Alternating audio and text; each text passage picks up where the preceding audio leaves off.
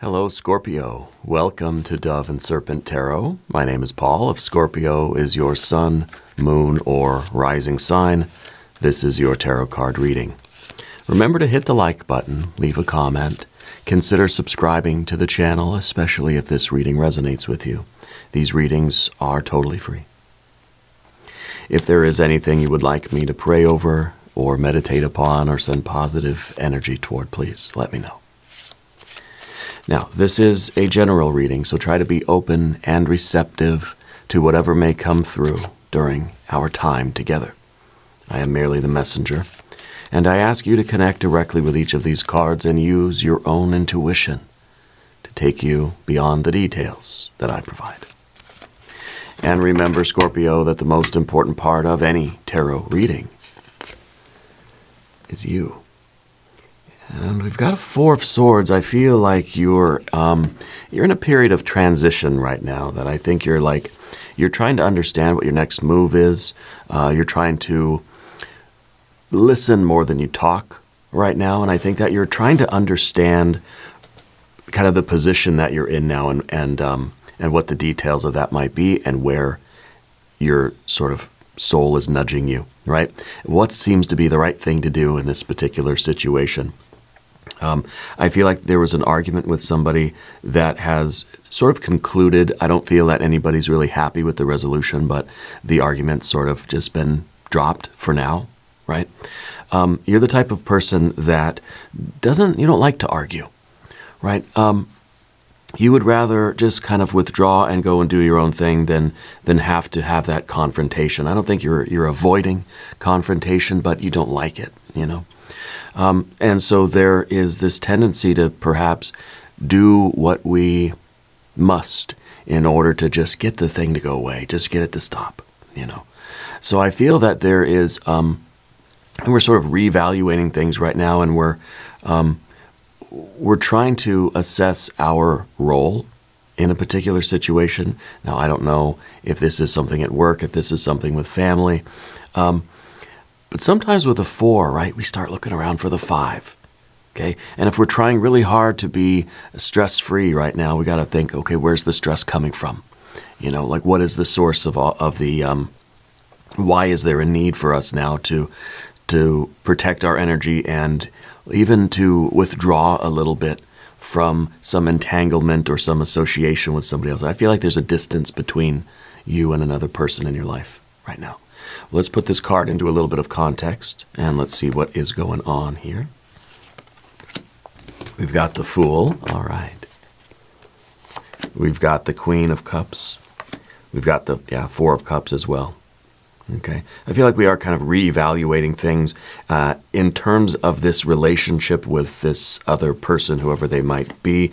They might be a Libra person. We've got the Adjustment card, and we have the Ace of Cups in the future. Okay, I see what is going on here. We have another Ace of Wands. We have a 2 of Pentacles, a 3 of Swords, and we've got the Death card, don't we, Scorpio? And that is your superpower card. That is the card that rules the sign of Scorpio. That is you kind of doing what you do best. And I think that, honestly, I feel like that is evolving, transforming, perhaps moving on a little bit. Okay. Let's select our mystery card, bonus card, confirmation card. This is a random card from the Smith-Waite Tarot. This is the factor infinite and unknown, and we're going to set it down right here with Tiny Bob Ross right on top. Happy little Bob. We're not going to look at that card until the very end, but, you know, it will tie everything together. It will give us the confirmation that we need at the end of the reading. If at any point during this message you feel like you might know what that card is, put your prediction in the comments, okay? Let's do it together. Let's use our intuition. Now, as we look around the room, we see some good major arcana energies. We see the higher wisdom and discernment. We see the transcendence and the transformation. Okay, we see the letting go, the leaving behind, the sort of, we see the smoke of the incense rising from the material, right? From the 4, we're sort of emerging as this free spirit, but we're doing so under very intentional deliberation, okay? Very very intentional deliberation. I don't think that you're just rebelling against something. I think we're trying to understand if this Fool is and the feelings that we have right now, and you see you're kind of cradled in this bucket of water here. So I feel like you're really immersed in your feelings, and you might be honestly, coming to the realization that change is needed. What happens when we add the ace to the 4? We get a 5. Ace to the 4, we get a 5, right? And we have an ace, so we have kind of one for each, right? So I feel like we are in a position where we're sort of asking, is this impulse I feel correct? Am I just rebelling against something that's difficult, against a relationship with a friend, family member, a lover, a coworker, the job itself, the path you're on, whatever it is, right? So there's some deliberation going on. And I think that we're trying to find out if we're just rebelling against some unpleasant, time at the moment, or if this is really something we truly believe we've got to go forward and to find what we truly wish for, to find what is truly for us, The 4 of Swords might be asking us, if we feel almost trapped in the situation we're in now. The 4 is a card that can be the rules, the regulations, the expectations, the processes, the sort of like the structure of things. Maybe it's a work thing, right? And sometimes, the rules can be like a cage, and we need to ask, are these perhaps rules that I've made for myself? Are these the rules of the game that I'm in? The rules of the whatever niche you're in, whatever path you're on? Are these the expectations? Are these the things that we have to conform to in order to stay on this path? And if so, am I okay with that? Maybe the Fool's breaking some rules here, right? The Fool is a bit of a rule breaker, and of course the 4 of Swords is the rules, right? So we're sort of asking if this is something that I can conform to. Is this something that I need to do? Is this something that maybe my Fool is just getting a little bit tired of the rules and wants to do something outside of the boundaries of the 4, right? The 4 is like a square box. The Fool is going outside the box, okay? Thinking outside the box, but I believe also sort of feeling outside the box. So I think we're being a little bit drawn to something else, okay? Whether this is, the job that there's nothing wrong with the job, right? It's a 4 of Cups. It's fine. It's a good job. There's rules. There's structure. There's some stability there. Maybe this is a relationship, family, friend, lover, whatever, right? There's nothing wrong with it. It's not toxic. It's not harmful in any way by the looks of things here. But nevertheless, we're feeling like maybe it's too limiting. Maybe it's something that is holding us in a box, right? But what if these rules, these feelings, this stability are actually anchoring you and allowing you then to have this creative Fool energy? What if the 4 of Swords is then kind of like, you got to learn the chords on the guitar before you can just wail and start soloing and really get creative, Maybe the 4 is like the technique. Maybe the 4 is that structure and those boundaries upon which the Fool can bend and expand. We can extend beyond the rules and extend the boundaries a little bit, but it's always anchoring us to that stable place. Okay. Maybe these are rituals or traditions that are able to anchor you and allowing you to reach for this Ace of Cups. Okay. I think these are the questions that we're asking. So we've got a little bit of fire. We definitely have water, water, water. Like I said, this watery crescent or this bucket of water that you're in now. And maybe the bucket of water is making us feel like we're too safe here. This is too good. It's not challenging enough. Maybe this is a relationship that doesn't feel that it is like, maybe you're used to things having tension, right? And when we don't have that, it kind of feels like there's nothing for me to like wrestle with. It's not stimulating my growth like maybe you like a 5, You like that transformation energy. And so we might feel that this is a situation that is too nice and too good and too stable and too friendly and too supportive. Like there's no challenge, okay? It could be. I think you're somebody that uses a lot of like rituals, prayer, meditation in order to kind of reinforce your intentions. Okay, I find that you're a magical thinker. Yeah. Yeah, and you Spirit's saying something about some donations or something like that. Like you donate, or you do charity, or you volunteer, something along those lines. It's kind of an important part of your practices, I guess, is sort of giving back in some way. Yeah. Anyway, so then we've got air and air. We've got a little bit of earth, not a lot of earth at all. It's mostly the air and the water, right? And of course our major arcana.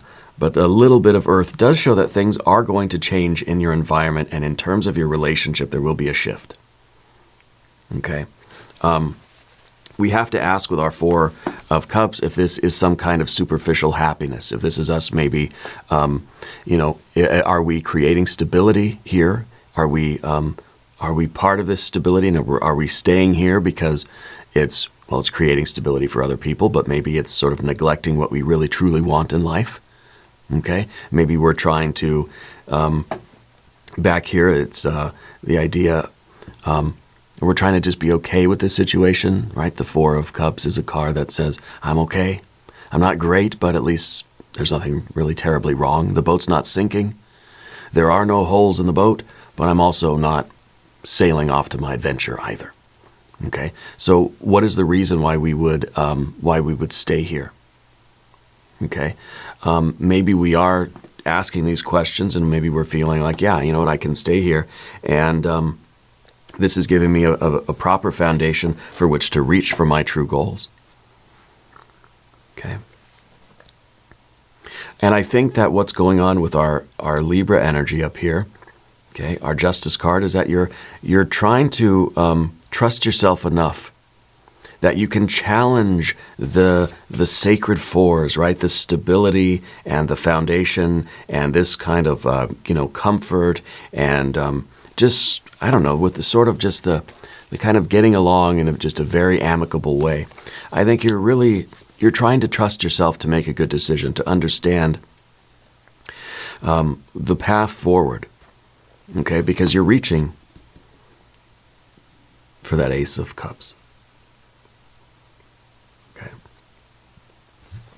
And perhaps your Fool is trying to lead you somewhere where the sort of rules and the foundation of the fours are telling you not to go. Okay. In all likelihood, there's part of you that's saying, I should stay here. I should be okay with these. This is a stable, your heart and your mind are pretty good. I mean, there's a stability there. So logically, it's like the mind is saying, yeah, you should just stay there, right? Why throw away a good thing? Why walk away from something that's pretty good, And so you're questioning that, and this is your ability to tap into your higher wisdom and discernment, weigh the options, and weigh the risks, and try to make a very intelligent decision here. Okay. I think the last thing you want to do is limit your worth, limit your voice, or limit your purpose. And so the fours feel like they could be a box. It could feel as if we're being enclosed in a space, and we're limiting ourselves, we're being restricted. We're saying these are the feelings that we're going to feel, and that's it. These are the thoughts we're going to have, and that's it.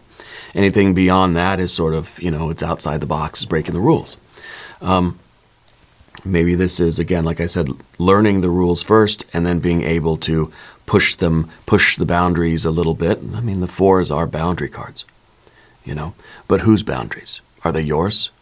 Or are they somebody else's limits that you feel are being put on you?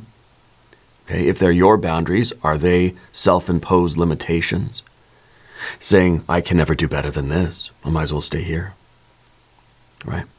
Or the guilt that says, well, if I move forward, if I leave this and go forward with my life, I'm really throwing away a good thing, and I feel bad about that. Maybe we feel we're going to upset somebody else. Okay. Now, Spirit's saying that you won something recently. Like, I feel like you've had a string of good luck. Yeah. And the Queen of Cups is asking, when do we feel like we are the most lucky in our lives? Right? What is the what is the general course of events in your life? How is your decision-making process, right? When you feel that things are really going your way and you're getting a lot of good feedback from the universe. Is it when you trust yourself? Is it when you listen to that voice deep within your soul that's saying, this is what we need, this is the right thing, this is what we got to do, despite what the surface level things are saying, the surface level emotions, the shallow end emotions, the deep, deep feelings, right? What are they telling you to do? What are they urging you toward? Because now we have kind of an extreme version of thoughts and feelings, right? Because that's what we have here. We have baseline thoughts and feelings. We have a structured sort of foundation of thought and feeling. We have a boundaried thought and feeling. Here we have major thought and very deep feelings, right? This is an air card and this is a water card, obviously. And the Fool's kind of stuck in the middle thinking, I don't know what to do. And, well, this is the process, right? But the Fool is reaching for something. We've got this Ace of Cups in the future position. There is something that you really, truly want, okay? And it seems as if we need to take the initiative to get this. We don't want to suppress our creativity, okay? We don't want to ignore the inspiration, the Holy Grail that's calling us forward to asking us to pick up the sword and for the Fool to become the knight of the Holy Grail and reach for this Holy Grail, right? We don't want to deny ourselves that inspiration. We don't want to suppress our passions, okay? So we're kind of, this is underneath the surface, and this is a lot of things. This is a lot of emotion down here. These are all the emotions, right? And sometimes we have to lift the veil of our kind of our true soul and find out what's going on there. Are we staying here because we're scared of losing a stable thing? Do we feel that this is limiting us? Are we limiting ourselves? Are we using this situation and saying this is limiting me as an excuse to not reach out and grab our Holy Grail, as an excuse to not go out and go on our quest? You know what I mean? So what is the real reason why we're in this dilemma where we're sort of, again, we're kind of saying, should I stay here or should I go? Is it important that I stay within this framework, right? And then reach for my Holy Grail and use this as that stable sort of home base? Okay, are you ready to sort of, to write your own story too? With the Fool, it's kind of like starting from zero, starting from scratch. I'm going to set out on this journey, and maybe I've got to write my own doctrine. Maybe I've got to write my own beliefs, my own feelings, my own quest. I got to write my own story. With the Fours, the story's already written. Okay. And spiritual growth, does not always, and because we have your superpower card at the end, Scorpio, right? The Death card. Spiritual evolution doesn't always mean that the Fool has to go on this adventure and leave all this stuff behind and do something from zero and start again, right? Sometimes this kind of transcendence can come from a deeper commitment to something. Okay? Something is changing, that's for sure. This evolution, this quest, this journey is taking place, but whether this is a journey that is deepening your experience of your heart and your mind here, or if it's perhaps like literally taking you in a new direction, that's something that you're going to need to kind of soul search and figure out, okay? We don't want to give this authority over to anybody else. This is something that you have to search within and ask these questions and get the guidance from your inner, truer, higher self, right? Because the Fool's always going to choose novelty. The Fool's going to think, well, this is become familiar. The Fours, right? They've become comfortable, familiar. I know what to expect when I'm here, but this is an adventure. This is novelty. And what does the Fool want? The Fool always wants novelty. Okay? The Fool always wants novelty. And maybe the Four is asking us to be disciplined and to not kind of step outside of a certain framework. Okay? But the Fool doesn't care about framework. The Fool doesn't care about tradition. The Fool doesn't care about commitments. The Fool doesn't care about anything except for the novelty of this new thing that it wants, right? And we all have that Fool in us, But the idea is for the Fool to become the knight, right? We need to grab the Ace of Swords. We need to know what direction we're going and why. Are we going deeper within, or are we going outside somewhere?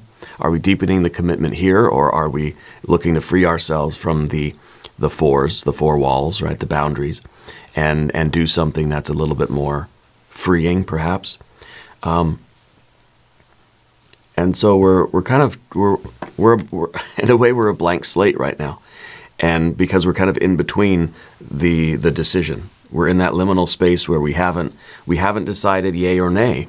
And so now we can create any future we want, and we have to be the one to write that story. But we're sort of weighing the options and thinking, well, yeah, I deepen my commitment here, and that might be a wonderful environment for me to really pursue my true passion and my creativity and all this stuff. Or I can go out on this new adventure and do everything on my own in a different way and write the new story that way. So where it's kind of like you're being given the pen. I wonder if the mystery card is going to be the Ace of Swords. You're being given the pen, and you're saying, and Spirit saying, here, you can write your story now. How is this going to take place? Because I think either way, you're going after the Holy Grail. But whether you're doing that in this context or in a new context, well, that's up to you. Okay. And I feel like you're asking for a sign, and you have to be willing to see them. Okay.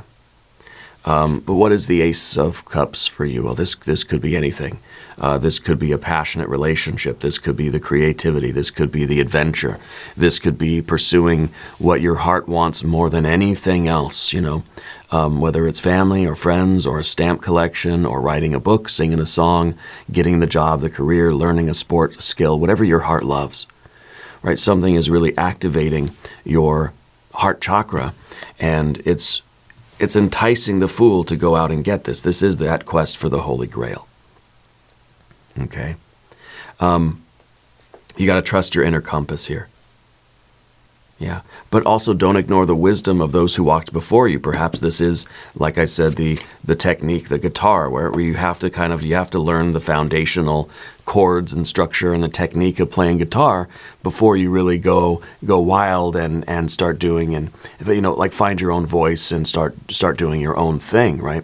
So trusting all the people that came before us is kind of like, well, that's how everybody sort of learns guitar. That's kind of the structure of guitar playing. And maybe you have to learn that before you can improvise and you can build upon that. Everybody needs that foundation, right? So it depends on what you're doing, and it depends on what your soul is telling you.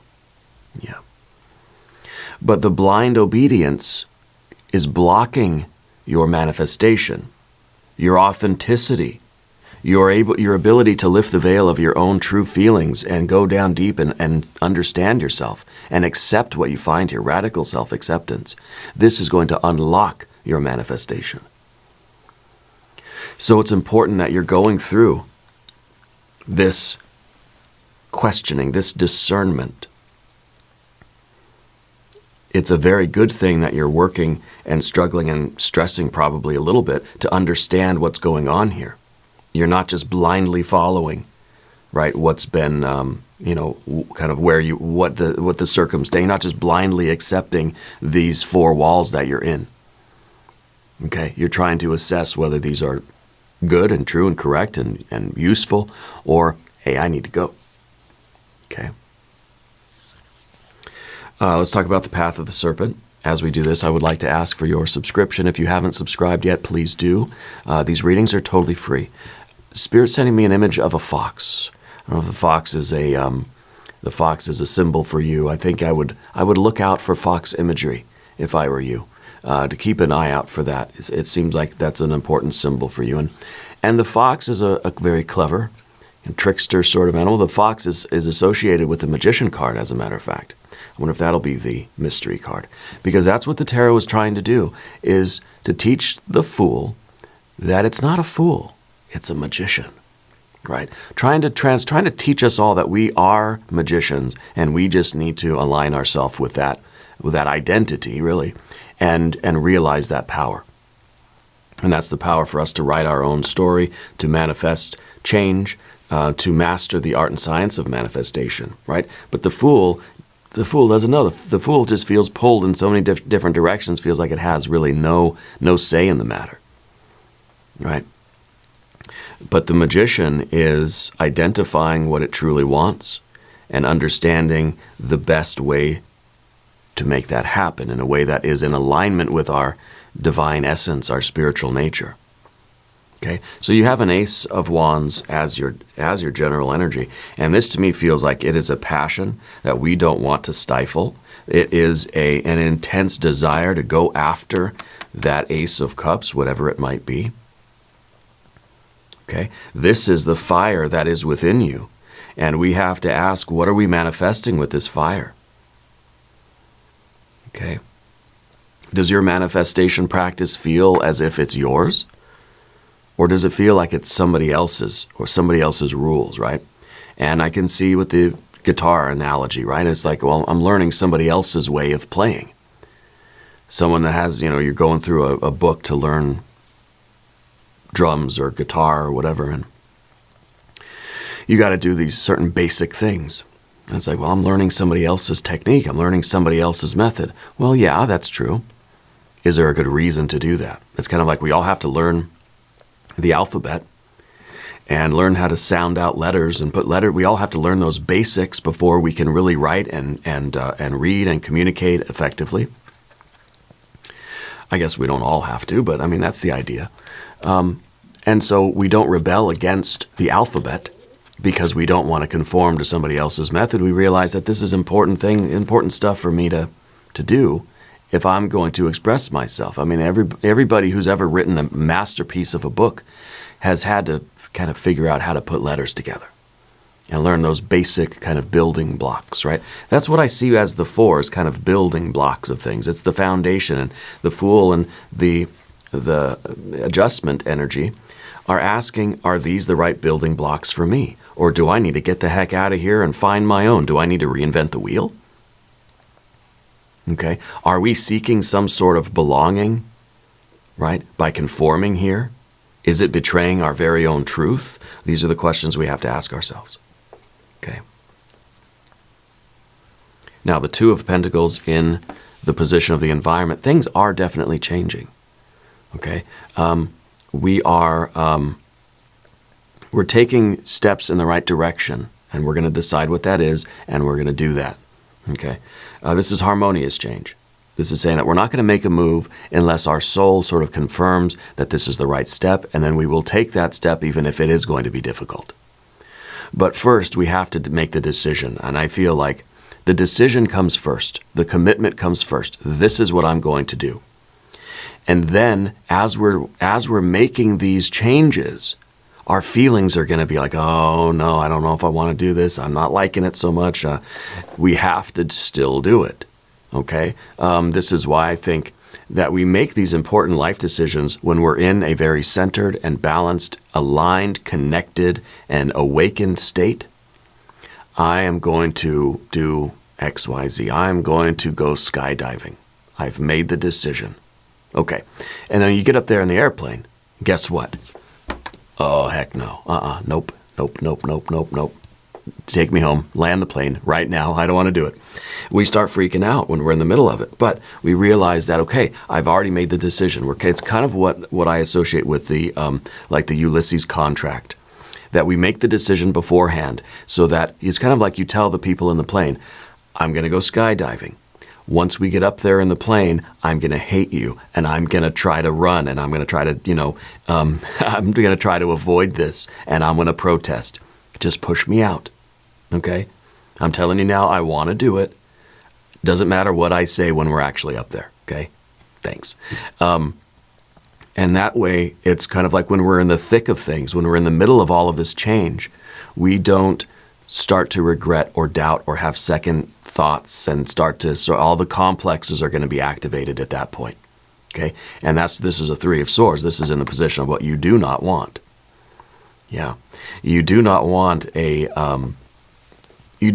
guilt that says, oh, no, I shouldn't do it because I need to just stay over here, or maybe we've made the choice to stay here and build upon these foundations and build this universe up from here.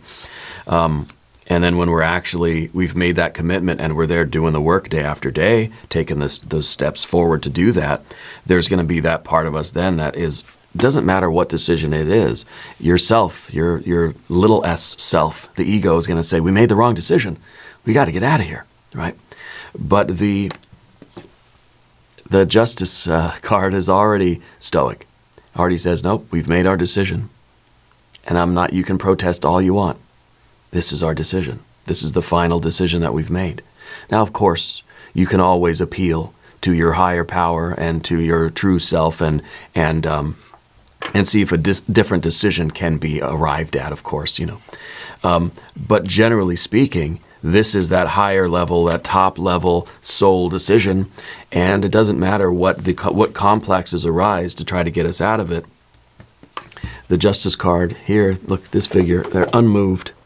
They are the Ace of Swords in a way, right? They've made the decision, and no amount of weeping and wailing is going to change that decision, okay?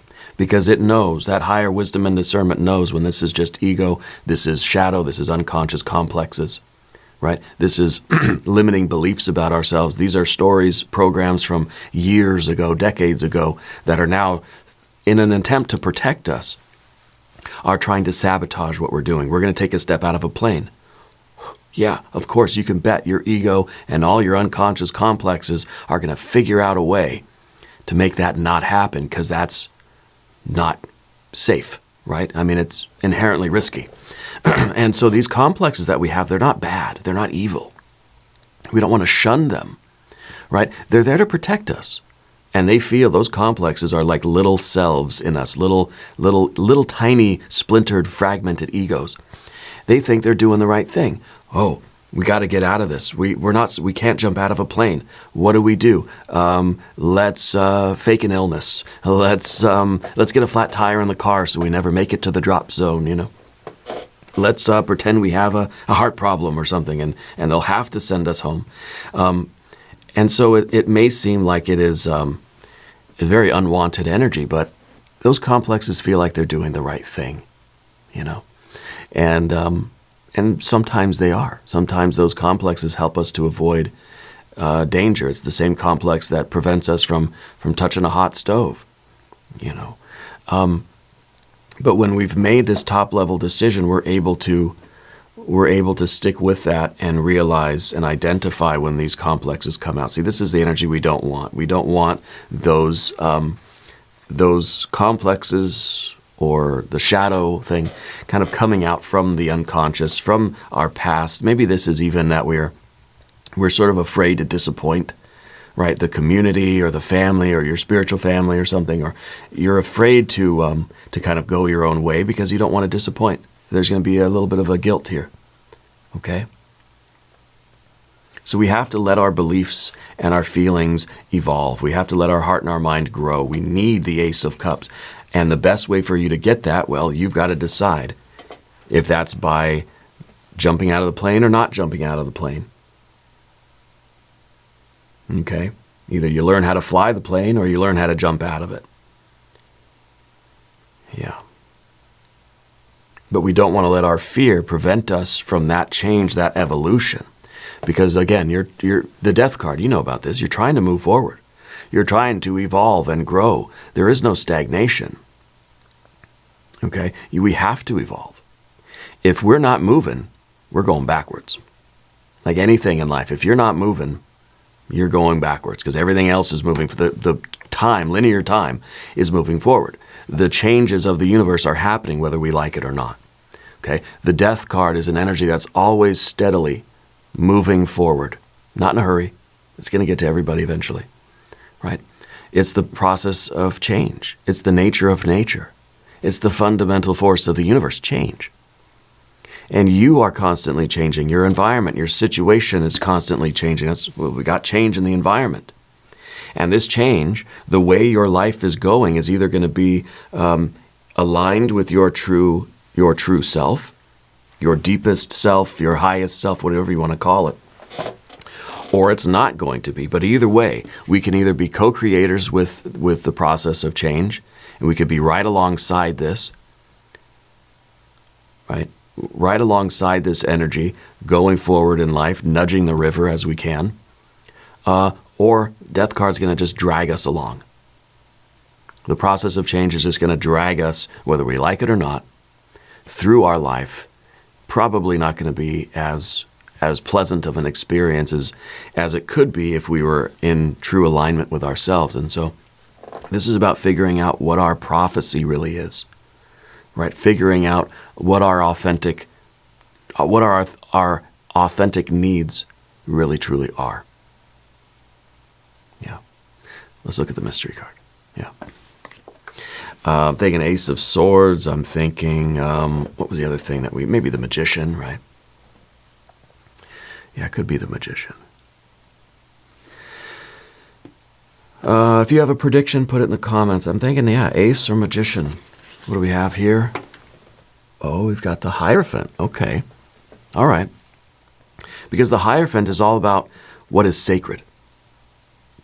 The Hierophant is all about an external wisdom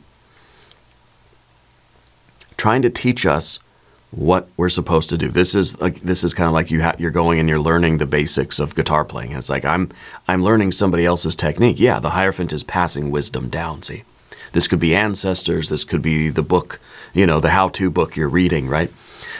This Hierophant is who has established these rules. Okay. And the Hierophant reminds us that the sacred structures can create a very spacious freedom. Or they could be limiting, restrictive things. The external mentors can guide you, but your highest teacher is within you. Okay? And this is, again, kind of asking, is this practice somebody else? Are you living by somebody else's rules or by your own? Who made the rules of this game? And are those rules that you think, yeah, those are rules that really need to be followed for me if I'm going to grow and evolve and reach this freedom and have my quest, my journey, and get my holy grail? I need rules. I need some sort of structure. We have to make sure that is something that we are willing to admit, because a lot of the time we rebel against rules. No, I'm not going to, somebody's telling me what to do, I'm not going to do that. True freedom is me not having rules, right? Well, sometimes we have to make rules for ourselves. Yeah. And, very often, like, we'll watch a show on YouTube, a podcast or something, and there'll be somebody telling us, well, if you want to be physically fit, you have to do these things. If you want to be financially sound, you got to do these things in this order, right?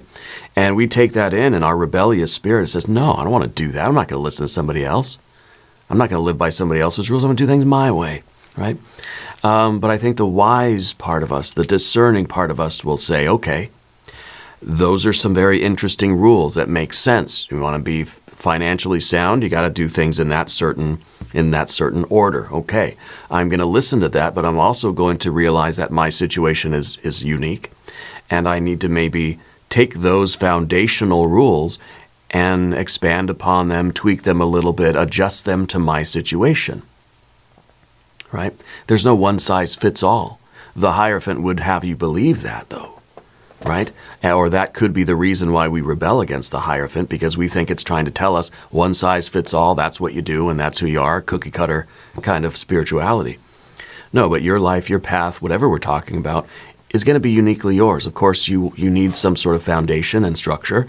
You don't have to reinvent the wheel. You can stand on the shoulders of giants and become a giant yourself. You don't have to, reinvent everything from scratch, from the ground up. You can take what already is working and build upon it. Yeah, I love this card. I don't usually like it, but I like it for you now. But we have to ask these questions and think about our life in these terms sometimes. We're going to do an extended reading. We're going to do a hexagram from the I Ching. We're going to do some oracle cards. Okay. There is a link up in the corner, and there is a link down below. This is a bonus reading for you, Scorpio, because I feel like you're kind of in the middle of this dilemma. I feel like you're just kind of sitting here weighing the options about. I feel like it's about a relationship with somebody, but it may be your relationship with the situation, or your relationship with the rules, or that sort of thing. Your relationship with the Hierophant, right? And maybe this is the idea that somebody in your life is kind of telling you what to do, right? Maybe these are those so-called sacred things of life, and you're just questioning them out, thinking, are they sacred to me? Are these things that I'm supposed to care about? Do I care about them? Right? We're sort of challenging those sacred cows, you know, and asking, well, is this really what's going to work for me? Or how do I need to kind of, how do I need to alter things or transform or change things just enough so that they fit me? Right? There's no one size fits all, right? So the Hierophant shows us where we are conforming and where we are rebelling, where we truly believe, and how we might need to take something that's been given to us, passed on to us, whether through family or friends or society or ancestry, and thinking, okay, how do I tailor that to my own very unique soul? Yeah, I like that. I think, anyway, I feel like that's where you are right now. Okay, so I felt that this bonus reading was needed for you. Now, new readings for you are on Wednesdays and Saturdays usually. So be sure to watch both of your other readings as well. If you haven't subscribed, please do. Leave a comment. Let me know where in the world you're watching from. I want you to know that you're the most important part of Dove and Serpent Tarot.